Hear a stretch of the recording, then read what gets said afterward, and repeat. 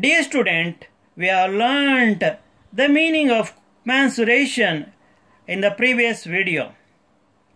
In this video we shall learn how to solve the problems on two-dimensional mensuration.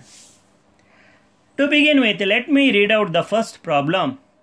This is a rectangular park whose length is 30 meter and width is 20 meter. What is the total length of the fence surrounding it? They have given the dimension of the rectangular park, that is length is equal to 30 meter and width is equal to 20 meter. Now what actually meant by a fence?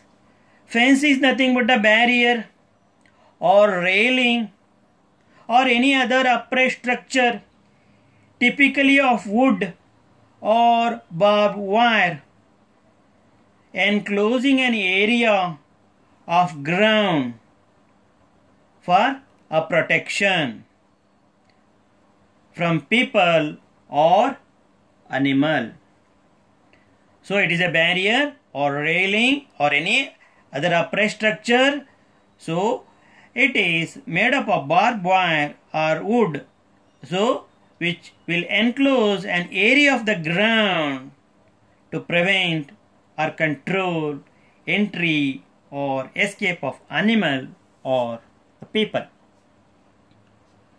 How we can find the total length of the fencing? That is, we can find out by finding the perimeter of the, we can find the length of the fence by finding the perimeter of the this rectangular park.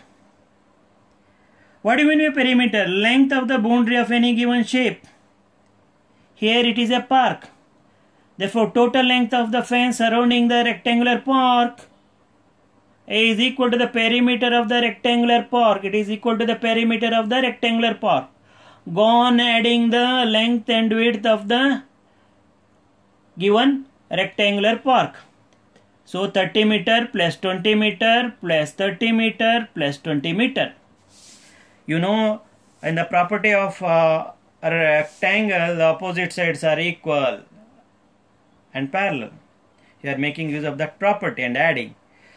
So 30 plus 20 meter, 50 meter, 50 plus 30 meter, 80 meter, 80 meter plus 20 meter, 100 meter. So 100 meter is the total length of the fence surrounding the rectangular park. Let us move to the second problem. How much land is occupied by a rectangular park whose length is 30 meter and width is 20 meter? So as you have observed in the first problem, the dimensions are same. Length is 30 meter, width is 20 meter. Now we have to find how much land is occupied by the rectangular park. And this is nothing but the area. What do you mean by area? Area is the surface occupied by the plane of the object. Here surface is occupied by the rectangular park. And this is what we have to find out. You know the formula to find the area of the rectangle, that is length into width. So using this formula, length into width, we can find the amount of land occupied by the rectangular park. So it is a solution now. Land occupied by a rectangular park is equal to area of a rectangular park. So formula to find the area of the rectangle is length into width. This formula can be used for the find the area of rectangular park. What is the length of the rectangular park? 30 meter. What is the width of the rectangular park? 20 meter. So 30 into 20 is 600. Meter into meter, meter square. Never read this meter square as meter 2. And the size of the 2 should be smaller than the small letter m. The size of the 2 and size of the m should not be of the same size. So therefore the area of the land occupied rectangular park is 600 meter square or 600 square meter. Let us move to the third problem. There is a rectangular park whose length is 30 meter and width is 20 meter. There is a path of 1 meter width. There is a path of 1 meter width running inside. There is a path of 1 meter width running inside along the perimeter of the park that has to be cemented. There is a path of 1 meter wide inside the park along the perimeter of the park that has to be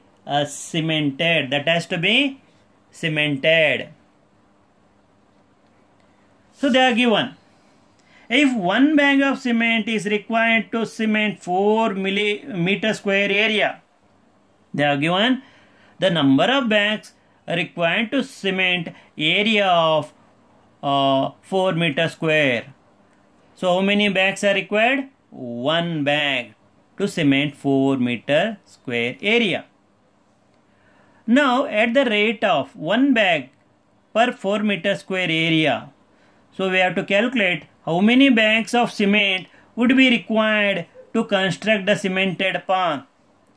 So here we are constructing the cemented path of width 1 meter. So we have to calculate how many bags of cement would be required to construct the cemented path. So we have to calculate how many bags of cement would be required. Now, how can we find the area of this cemented path? This is the cemented path. Now how we can find out? First we have to find out the area of the given park and subtract the area of the park not cemented. It is full of grass. So we have to, this is the area of the park not cemented and this is the area of the parks to be cemented. So we have to subtract the area of the park not cemented from the area of the park. So if we subtract the area of park not cemented from the area of the park, we will get the area of the cemented park. So what is the area of the cemented, what is the area of the park? Length into width. What is the length? 30 meter. What is the width? 20 meter. Now we know the length and width. How to find the length of the park which is not cemented, and how to find the width of the park which is not cemented? So it is very easy. From this end to this end we know the length. From this end to this end we know the width, that is 1 meter. From this end to this end we know the width, 1 meter. 1 meter plus 1 meter is 2 meter. When we subtract 2 meter from 30 meter, we will get 28 meter. And this will be the length of the park not cemented. How to obtain 28 meter? We subtract 1m plus 1m, that is 2 meter from 30 meter. You will get 28 meter. So this is the length of the park not cemented. This is the area of the park not cemented, and this is the length of the park not cemented. Now this is the width of the park which is not cemented. How to find the width of the park not cemented? We know the area of the park, we know the width of the park. What is the width of the park? 20 meter. So here you find the width 1 meter. Here you find the width 1 meter. 1 meter plus 1 meter, 2 meter. If we subtract 2 meter from 20 meter, we will get the width of the park not cemented. How to find the width of the park not cemented? You have to subtract sum of 1 meter and 1 meter from 20 meter. You may ask why you have to subtract 2 times? Because here width is 1 meter from here to here. From here to here it is 1 meter. Totally how many meter? 2 meter. You subtract from 20 meter. You will get the 18 meter. What is 18 meter? Width of the park not cemented. Now we know the length of the park not cemented. that is 28 meter, and the width of the park not cemented 18 meter. Now upon subtracting area of the park not cemented from the area of the park, you are going to get the area of the cemented path. What is the length of the, what is the area of the park? Length into width. What is the length? 30 meter. What is the width? 20 meter. 30 meter into 20 meter minus. So area of the park not cemented, that is the length. What is the length? 30 meter minus 2 meter into, what is the width? 20 meter minus 2 meter. So 30 meter minus 20 meter, that is 600 meter square, minus 30 minus 2 meter, that is 28 meter. What is 28 meter? The length of the park not cemented. Then 20 meter minus 2 meter. So we are going to get 18 meter. What is 18 meter? That is the length, that is width of the park not cemented. Now 600 meter square minus 28 meter into 18 meter, 504 meter square. That is 96 meter square. So to know whether this is correct or not, 96 meter square plus 504 meter square will give you the sum as 600 meter square. Therefore 96 meter square is the area of the cemented path. Now what we have to find out? We have to find how many bags of cement should be required to construct the cemented path. We know the area. So also we know that how many bags of cement are required to cement a 4 meter square area. Let us move further to arrive at the answer. Number of cement bags used. So it is given by area of the cemented path. Area of the cemented path. Then area cemented by 1 bag. Area cemented by 1 bag. So area of cemented path divided by area cemented by 1 bag. How much area we can cement using 1 bag? If we divide the area of cemented path by the area cemented by 1 bag, we will get the number of cement bags. So what is the area of cemented path? Already we have calculated 96 meter square. What is the area of cemented, what is the area cemented by 1 bag? 4 meter square. So when you divide 96 by 4, you will get 24. So we require 24 cement bags to cement the path of area 96 meter square. So we require 24 bags of cement to cement the path of area 96 meter square. So to find the number of cement bags used, we have to divide area of cemented path by area cemented by 1 bag. Area cemented by 1 bag, that is 96 meter square, divided by 4 meter square. So I will get a 24, which is nothing but the number of cement bags. Let us move to the 4th problem. There is a rectangular park. There is a rectangular park whose length is 30 meter and width is 20. Same park. The dimensions are same. There are 2 rectangular flower beds of the size. You can see there are 2 rectangular flower beds. Flower beds of size 1.5 meter to 2 meter. They have given the dimensions of the rectangular flower beds. See here and here. There are 2 rectangular flower beds, the same dimension, that is 1.5 meter by 2 meter. 1.5 meter by 2 meter. So as shown in the diagram. And the rest has grass on it. You can see it has grass on it. This is a cemented path. Inside uncemented path, that means it has grass. And at 2 ends you find rectangular flower beds of size 1.5 meter and 2 meter. So we have to find the area covered by the grass. We have to find the area covered by grass. The logic is very simple. We have to find the area of this uncemented area. This is the area of the uncemented park. If we subtract the area of flower beds, if we subtract the area of flower beds from the area of uncemented park, we are going to get the area covered by grass. Area covered by grass. So this is the logic. So area park not cemented. First let us find the area of the park. This is the area of the park not cemented. How to find the area of the park not cemented? So we know the length of the actual park, that 30 meter. Subtract. Here we have to subtract the width, 1 meter and 1 meter. 1 meter and 1 meter. So that will be 2 meter. 1 meter plus 1 meter, 2 meter. You subtract 2 meter. Already we have calculated in the previous problem, that is 28 meter. Same calculation we are doing. 30 minus 2 meter, 28 meter. This is the length of the uncemented